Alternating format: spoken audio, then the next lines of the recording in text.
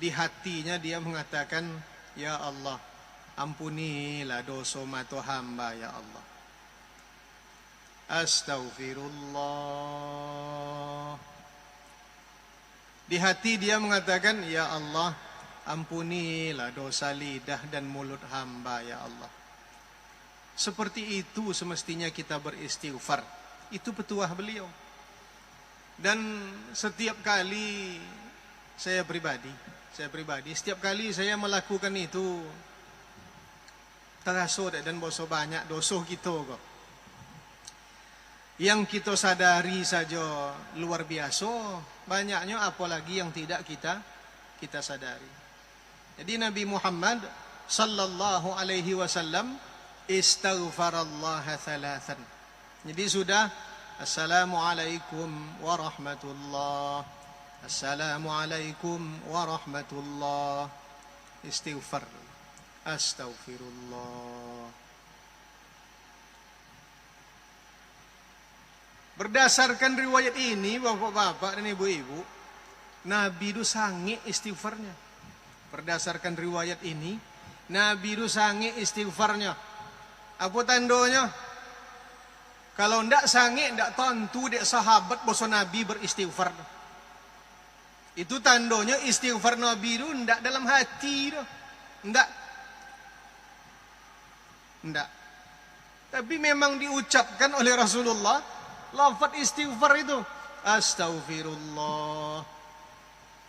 Di antara yang membuktikannya riwayat ini, sahabat-sahabat Nabi mendengar anna an-nabiyya sallallahu alaihi wasallam kana idzan sarafa min salatihi, Nabi itu kalau selesai salat istaghfarallaha thalathan. Jadi sahabat yang meriwayatkan ini mendengar istighfar Nabi. Jadi istighfar Nabi sesudah salat itu ndak ono-onoknya tuh. Sangiknya tadangau dek sahabat. Makanya sesudah menjelaskan hadis ini, pengarang kitab mengatakan wala mani'a min raf'is sauti bidzalika lil imami idza arada ta'lima. Dan ndak apa-apa, la mani'a, ndak ada larangan. Tidak ada larangan min raf'is sauti, meninggikan suara, mengeraskan suara, bidzalika, dengan istighfar tersebut, dengan zikir tersebut, dengan doa tersebut, lil imam, bagi seorang imam. Karena Nabi posisinya adalah seorang imam, inya pemimpin salatnya. Di lu salat inya memimpin negara itu, dalam salat inya imamnya. Jadi ketika dia meninggikan suaranya, maka istidlalnya, wajhud dilalanya, boleh imam meninggikan suara idza aradat ta'lima. Itu kata pengarang. Apabila imam itu bertujuan untuk mengajar. Fa idza ta'allamu khafadha. Kalaulah belajar makmum lu khafadha, imam boleh ronda suara. Ya. Nah, permasalahannya batasan belajar gue sampai bilo. Itu masalahnya. Belajar gue ndak ada batin. Belajar gue seumui dui. Jadi imam tu boleh cuma itunya seumui dui. Ini kalau nampak deh kita masjid-masjid yang sesudah salat itu istighfarnya, zikirnya, doanya sange-sange, maklum saja. Memang ada dalilnya. Kalaulah belajar, kata pengarang, beliau ini mengutip kitab, redaksi-redaksi dari kitab-kitab mazhab Syafi'i. Itu di dalam Al-Hawi Al-Kabir, redaksi yang sama ini ada ini. Dalam kitab-kitab yang godang ada redaksi kok. Kalaulah belajar makmum kok, ya, imam beliaunya ndak meninggikan suara oleh. Itu kata beliau. Apa maksud kalau belajar makmum tu? Kalaulah dibuat dek makmum tu. Kalaulah bisa makmum tu melakukan zikir, istighfar yang diajarkan oleh imam itu, imam beliau ndak meninggikan suara oleh. Jadi kalau imam meninggikan suara, tujuannya untuk mengajarkan makmum, itu dibenarkan. Karena Nabi sange zikirnya. Kalau ndak sange do sekali lagi, ndak terdangau dek sahabat dah. Dan bapak-bapak, ibu-ibu, dulu ndak ada mikrofon kan. Dulu ndak ada mikrofon dah. Beliau menukilkan dalil yang lain yang diriwayatkan oleh Imam Bukhari dan Imam anna raf'a as-sauti bidzikri hina yansarifu an-nasu minal maktubati kana ala ahdi Nabi sallallahu alaihi wasallam. Bahwa sesungguhnya meninggikan suara dengan berzikir, maksudnya berzikir dengan suara yang tinggi, yang keras, hina yansarifu an-nasu minal maktubah, ketika orang selesai melaksanakan salat fardu. Di sini salat fardu dalam Sahih Bukhari itu kana ala ahdin Nabi, itu pernah dilakukan di masa Nabi Muhammad sallallahu alaihi wasallam. Ya, jadi yang dibuat imam di masjid gitu kok. Tapi kalau ada yang tidak meninggikan suara, imam tidak meninggikan suara, berarti makmumnya lah belajar berarti. Berarti makmumnya sudah mengamalkan, maka tidak layak, tidak pantas seorang makmum kalau imam lah membayi salamnya, Assalamualaikum warahmatullah, Assalamualaikum warahmatullah. Ndak elok seorang makmum do langsung kolur, ndak elok. Nabi berzikirnya dulu. Ada berzikir sambil jalan si anu, kalau layo cina itu alhamdulillah aja lah. Dan ada perlu dan si anu, ya alhamdulillah aja lah. Ndak apa-apa aja dah. Ndak elok itu bukan berarti berdosa, jangan salah paham. Ndak topik dah. Ndak topik. Maka disange ndek guru-guru kita. Dulu bapak-bapak, ibu-ibu, kok dulu ya, dulu. Ambo tekanang di ambo waktu masih di pesantren. Sosok di ambo hampir seluruh masjid di Kampa go sesangi zikir sudah salat. Yang tekanang dek dayan. Sosok dek dayan. Kini lah ndak cuma itu berarti makmumnya lah belajar berarti. Jadi kalau makmum lah belajar, buek. Zikir yang diajarkan di imam itu dibuek. Wong dulu kan cuma itu dia majaukannya. Kita hafal dek kita Yasin, ndak dek kita mau hafal Yasin tu dah. Dari Al-Quran dah, dek apa dia? Pai kaum masyarakat malam Jumat petang kami baca Yasin uang situ. Tadangau jua uang baca Yasin dah. Kami suap pai lo kaum masih anu tu baca Yasin uang. Lah tadangau lo uang baca Yasin. Bertahun-tahun dibuat diulang deh hafal Yasin deh itu. Sehingga apa orang baca Yasinnya ndak nengok Al-Quran leh. Nyalah hafal dehnya. Uang dulu di antara mentalkinkan ilmu itu cuma itu dengan bersama-sama. Maka dibuatlah dek guru-guru gitu, dek ulama-ulama gitu, dek buya-buya gitu, susunan zikir itu. Dan silakan diperiksa bapak-bapak, ibu-ibu. Silakan ditengok, silakan dibalik ke referensi zikir-zikir yang dibaca sesudah salat fardu kita. Itu ada semua dalilnya dari hadis Nabi Muhammad sallallahu alaihi wasallam. Kalau lebih lengkapnya ada di dalam kitab Al-Adhkar karangan Imam Nawawi. Jadi kita mesti bijaksana kita menyikapi hal-hal yang seperti itu. Ma'asyiral muslimin wal muslimat rahimani wa rahimakumullah. Sudah istighfar? Apa kata Nabi? Wa qala, dan Nabi juga mengatakan, Allahumma antas salam. Ya Allah, Engkau adalah as-salam. Di antara nama Allah Subhanahu wa taala adalah as-salam, yang memberikan keselamatan. Wa minkas salam, dari Engkau keselamatan. Tabarakta ya dzal jalali wal ikram. Agung Engkau, wahai yang maha mulia dan yang maha jalal, maha agung. Warawa Muslimun, dan ada hadis riwayat Imam Muslim, ini masih tentang istighfar, zikir, dan doa. Jadi dalil yang pertama tadi tentang istighfar. Ada dalilnya Lai. Ada dalilnya. Nabi istighfarnya sesudah salat. Berapa banyak? 3 kali. 3 kali itu enggak. Menunjukkan minimalnya tuh. Enggak harus 3 kali saja tuh. Ada yang istighfarnya sesudah salat 5 kali. Silahkan. Ada yang 10 kali. Silahkan. Karena Al-Quran mengatakan, istaghfiru rabbakum innahu kana ghaffara yursilis sama'a alaikum midrara dan seterusnya. Minta ampunlah kepada Ta'ala. Istaghfiru rabbakum. Minta ampunlah kepada Ta'ala. Minta ampun sebanyak-banyaknya.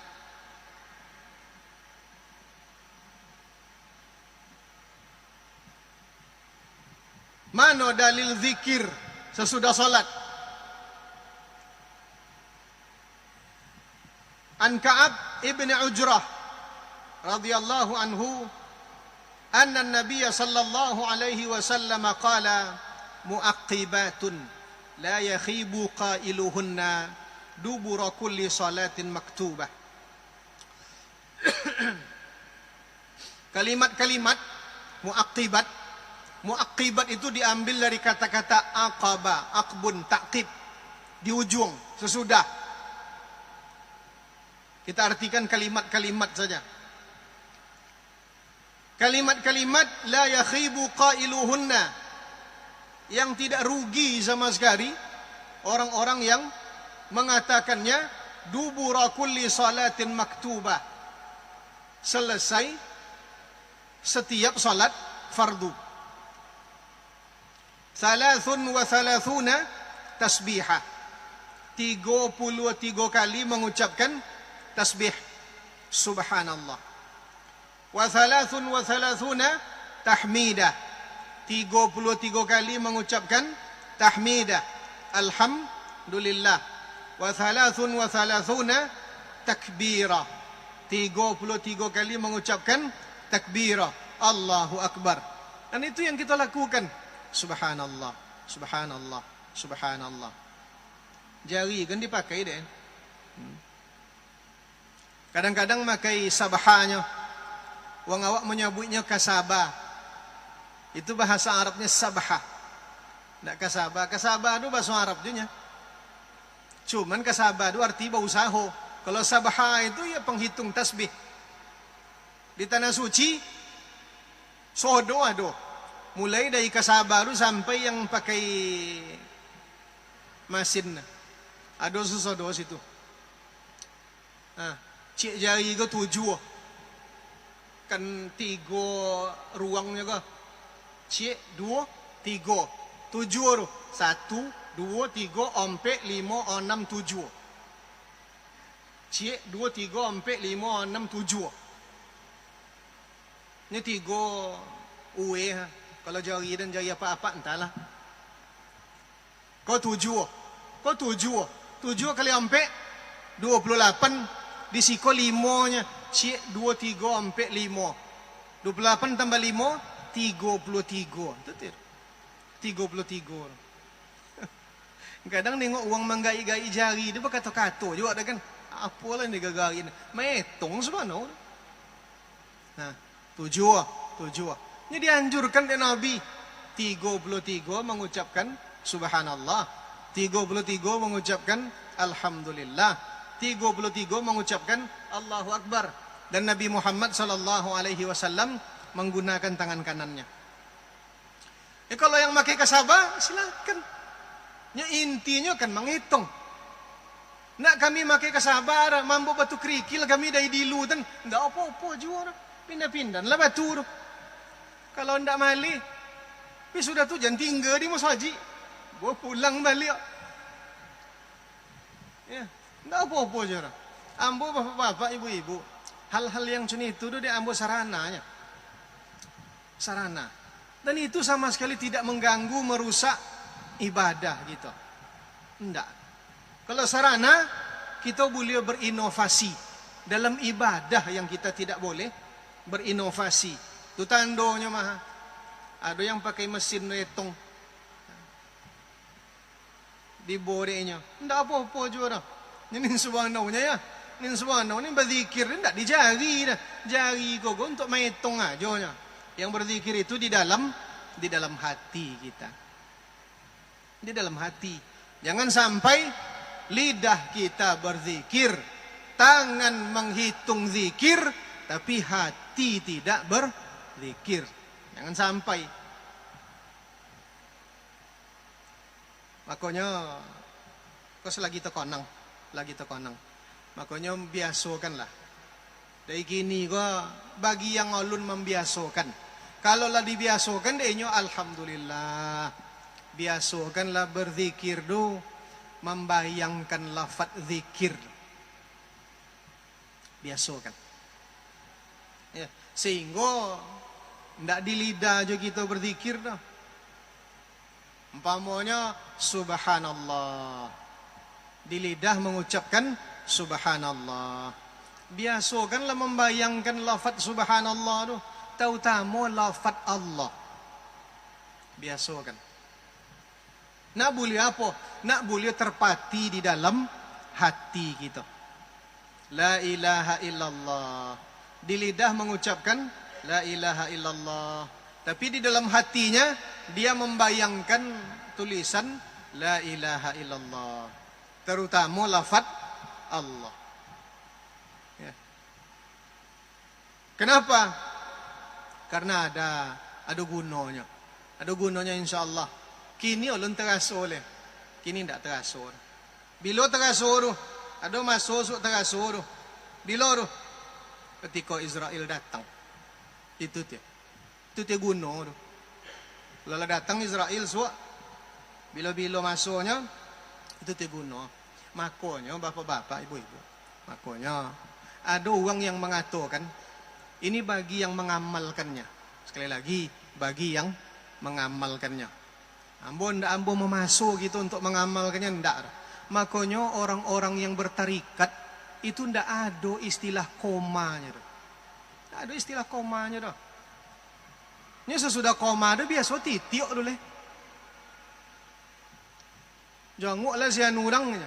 Sedang koma gini dunya. Antilah titik dulu kau dari janguk. Uang-uang yang bertarikat tu kenapa nya ndak ada komanya? Nya bantu uang koma ketika sakarat. Seluruh kita seperti itu. Tanpa terkecuali. Nabi saja sakit tak sorenya. Inna lil mauti la sakarat, kata Rasulullah. Mati itu memang sakarat. Sakarat itu dari sakar. Muskir, memabukkan, menghilangkan akal fikiran kita. Menghilangkan kendali dari diri kita, menghilangkan kontrol utak kita. Orang yang sedang sekarat, bowek taso bawa bandenya. Saking beratnya, tak bisa dia berkata apa-apa. Itu disebut dalam istilah kedokteran dengan koma. Orang-orang yang bertarikat, indah ada komanya doh. Kenapa? Nya biasa berzikir di dalam hatinya. Lidahnya tidak bercakap. Mata cik pandangan leh. Tapi hatinya senantiasa bergerak. Kita yang tidak bertarikat, biasakan membayangkan lafaz zikir gitu. Mudah-mudahan suatu saat dibantu oleh Allah Ta'ala. Itu dia gunanya. Bapak-bapak, ibu-ibu.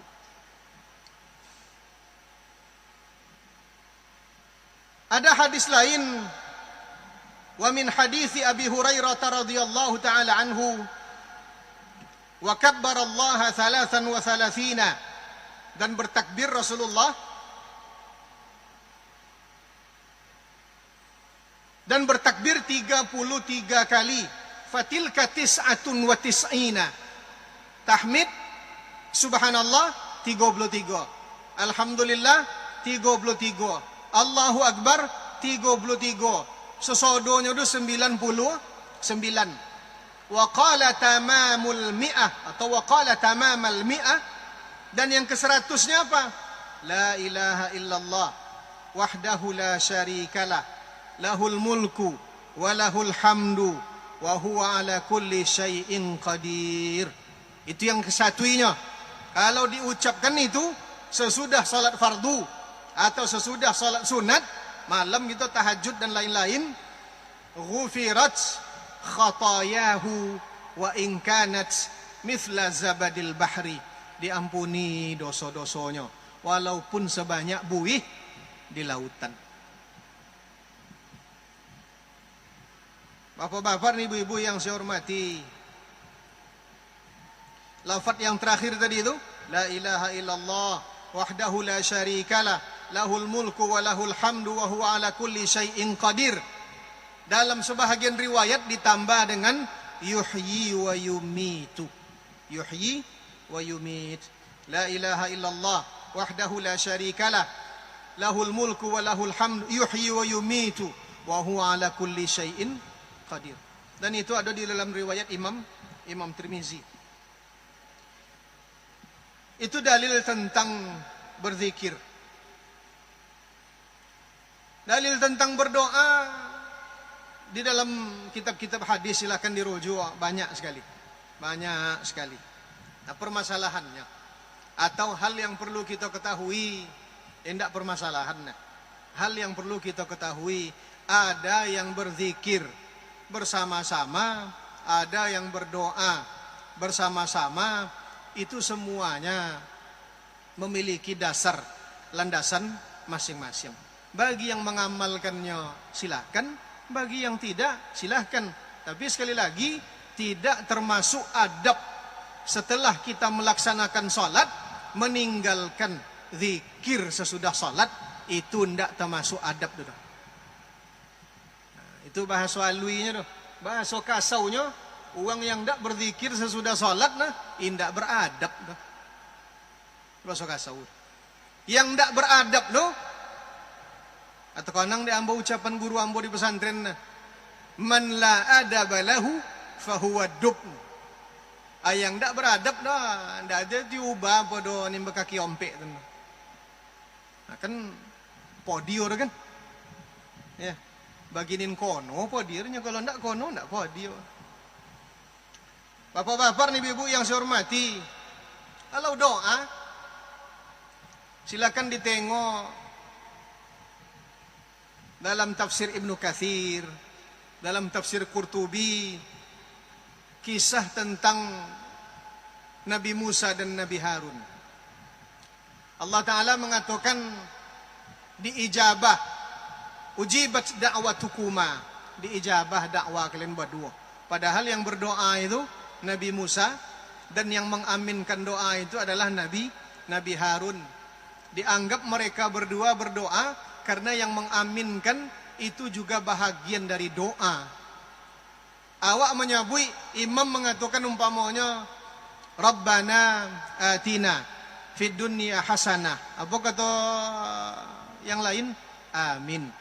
Nah, amin itu juga doa sebenarnya. Karena makna amin itu adalah istajib. Amin itu isim fi'il amar. Dalam tata bahasa Arab, amin itu namanya isim. Tapi isim fi'il. Isim fi'il kita bagi tiga. Ada isim fi'il madhi, ada isim fi'il mudhari', ada isim fi'il amar. Amin go termasuk ke dalam isim fi'il amar. Kalimatnya isim, kalimatnya menunjukkan benda, tapi maknanya kojo. Amin artinya istajib, kabulkanlah ya Allah, perkenankanlah ya Allah. Itu arti amin. Dan cara membaca amin go banyak bapak-bapak nih ibu-ibu. Ndak cik dah. Ada yang amin, ada yang amin, ada yang amin, ada amin. Sesodo tu kita buat dalam salat. Ghairil maghdubi alaihim waladdallin. Amin. Panjang dek gitu panjang dek gitu minnya, topik nya, topik. Jadi kalau ada orang mengaminkan suap pendek aminnya, topik juga. Topik. Ghairil maghdubi alaihim waladdallin. Amin. Topik ini tidak salah. Ya. Yang tidak topik itu, imam membaca Fatihahnya tidak soto mengaminkan. Ruginya. Ruginya. Kenapa ruginya? Karena kalau serentak amin kita dengan amin malaikat, diampuni dosa gitu. Dan itu hadis Nabi Muhammad sallallahu alaihi wasallam. Dalam Musnad Imam Dailami dikatakan ad-da'i wal muammin syarikani fil ajri. Orang yang berdoa dan orang yang mengaminkan inyo sama-sama dapat pahalanya. Jadi doa bersama-sama tu indak sesodo nan berdoa no, jangan salah faham. Doa bersama-sama tu yang berdoa go seorangnya, yang lain go mengaminkan doa nin seorang go. Nin seorang go dianjurkan ini untuk mendoa bersama-sama, untuk bersama. Rabbana atina fid dunya hasanah. Aminkan. Kalau dia berdoa untuk dirinya sendiri, aminkan saja. Aminkan saja. Ya, tidak ada salahnya sudah.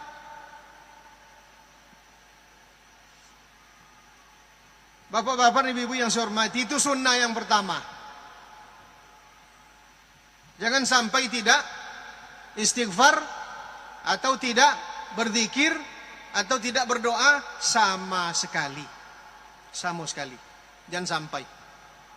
Karena kita mengabaikan sunnah dari Nabi Muhammad sallallahu alaihi wasallam. Soal bahasa samo masing-masing itu soal lain. Soal lain. Yang kedua, kalau nambu menyinggungnya dulu dalam pengajian sebelumnya. Apa sunnah yang selanjutnya? Ayan taqila lin nafli min mawdi'i fardhihi litakthura mawadhi'us sujudi fa innaha tashhadu lahu. Dianjurkan seseorang itu berpindah tempat untuk melaksanakan sholat sunat dari tempat dia melaksanakan sholat fardunya. Nya sholat fardu mau dekat beliau ke tadi. Beliau ke di sikonya sholat maghrib jaga. Tuba dia maghribnya pindah. Pindah. Mana dalilnya tuh? Ya, kenapa pindah? Karena tempat itu insya Allah akan menjadi saksi. Mana dalilnya? Hadis riwayat Imam Bukhari radhiyallahu taala anhu dan Imam Muslim. Berarti hadis ini muttafaqun alaihi. Fasallu ayuhan nas fi buyutikum. Salatlah kalian wahai wong banyak di rumah kalian. Salatlah di rumah kalian. Fa inna afdhalas salati salatul mar'i fi baitihi illa al maktubah. Maka sesungguhnya sebaik-baik salat seorang laki-laki di rumahnya kecuali salat fardu. Jadi Nabi Muhammad sallallahu alaihi wasallam membedakan tempat antara salat fardu kita dan salat sunat kita. Kata Nabi, kalau salat fardu di masjid ni nancak. Kalau salat sunat di rumah ni nancak. Maka dibedakan dek Nabi tompeknya. Salat sunat buat di rumah, salat fardu buat di masjid. Ini kalau nampak uang yang sudah salat fardunya, sudahnya salat fardu, tidak salat sunatnya di siku. No. Jangan berburuk sangka, karena boleh jadi dia mengetahui hadis ini di rumahnya salat sunatnya. Tapi kalau tidak mungkin, tidak mungkin. Bentuk tadi lah sudah kita salat fardu maghrib, buat pengajian gitu. Tu kan pulang lo membuat ba'diyah maghrib lo ke mengajau kamai sudah tu. Tak mungkin dah kan. Bapa caranya? Pindah tompek. Pindah tompek itu dalilnya Nabi menganjurkan dua tempat untuk dua bentuk salat. Salat fardu di masjid, salat sunat di rumah. Kalau tidak mungkin di rumah, no, pindah aja tompek dari salat fardu tadi. Itu wajhu ad-dilalanya.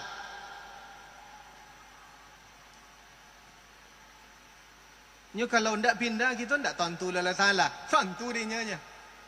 Kalau siku aja dia apa caranya? Tidak tentu Allah Ta'ala. Lainnya. Tentu dia. Apalah tidak tentu dia. Jadi apa guna pindah? Nak boleh saja banyak cerita awak. Nak boleh nampak dia kita adilnya Allah Ta'ala. Diimbau si Masyong Muhammad Abdi ni. Muhammad Abdi. Babantang si jilat dalam hadis Nabi akan dibantang le piagam catatan sejauh mata memandang alamadal basar, sejauh mata memandang, mulai dari hal yang seketik-ketiknya sampai hal yang segodang-godangnya ada dalam piagam gitu. Jadi yang tak dapat piagam di dunia kau dah jangan risau pula leh. Insya-Allah ada piagam di akhirat. Dibantangkan, ditulis sesuatu. Tulis sodonya. Indah payah-payah so malaikat bukojo no. Si anu salat sunatnya. Tompek tadi yang datang menjadi saksi. Si anunya maliung, tompeknya maliung itu kan datang menjadi saksi. Si anunya tanda tangan palsu, sodo akan datang jadi saksi. Tangan gitu jadi saksi, sodo akan menjadi saksi. Bapak cau nak berduto, tidak dapat nak berduto, tidak bisa nak berduto. Bapak-bapak dan ibu yang saya hormati, yang terakhir, yang ketiga, wa idza sallu fil masjid wa kana wara'ahum nisa, fa innahu yusannu lahum ay yamkuthu fi amakinihim hatta yansarifna li anna al-ikhtilata bihinna madhannatul fasad. Kalau salat di masjid, ada pedusi di bagian belakang. Ya, ada pedusi di bagian belakang. Laki-laki tunggu dulu. Jangan turun dulu sampai yang pedusi go selesainya turun. Kenapa? Itu untuk menghindari hal-hal yang kita tidak inginkan. Alhamdulillah di masjid kita go pintu masuk banyak. Pintu masuk pedusi lai, pintu masuk laki-laki lai. Jadi tidak perlu menunggu pedusi kalu nah. Kalunya ten pintu ten nah. Ini tidak boleh apa-apa bakal jauh kalu ke pintu ten. Itu ten tidak topek nah. Atau induk-induk ada bakal jauhnya kalu ke pintu tu. Ini pintu ada untuk inyonya. Tidak topek itu dah. Kalu di pintu masing-masing. Ada hadisnya. Apa di antara pelajaran dari hadis kau? Pedusi boleh salat di masjid. Perempuan boleh melaksanakan salat di masjid. Boleh. Bahkan di sebagian masjid, Pak, banyak ibu-ibu pada apa-apa. Bapak banyak kau ada kopi le pada masjid. Kopi sekali ya. Kau cito buya, cito yambo, almarhum Buya Bakhtiar, majau kami kau mua. Coba kalian tengok uang-uang yang duduk di kedai kopi tu. Kopi sekali nya. Sekali nomor kan goles tinggi konya. Kopi sekali konya. Duduk 3-4 jam. Entah apa ni malamunnya tu. Tapi di ibunya ke masjid duduk selama tu. Nak tahan ni. Kalau nak tahan dia pengurus masjid ko buat kopi untuk jemaah ko. Tu cara dulu. Kalau ndak jo tahan dah. Adi buat tu contoh di Sumatera Barat kan masuk masjid membayu wang. Waliyazubillah. Waliyazubillah. Ma'asyiral muslimin wal muslimat rahimani wa rahimakumullah. Jadi hal-hal yang saya sampaikan ini ambo yakin ambo. Sesuatu kita lah tentu deh kita. Cuman deh ingatan kita go pendek, singke, elok diulang-ulang. Elok diulang-ulang. Mudah-mudahan Allah Subhanahu wa taala meridhai amal ibadah kita. Hamba mohon maaf yang sedalam-dalamnya. Aqulu qauli hadza wa astaghfirullah li wa lakum. Wassalamu alaikum warahmatullahi wabarakatuh.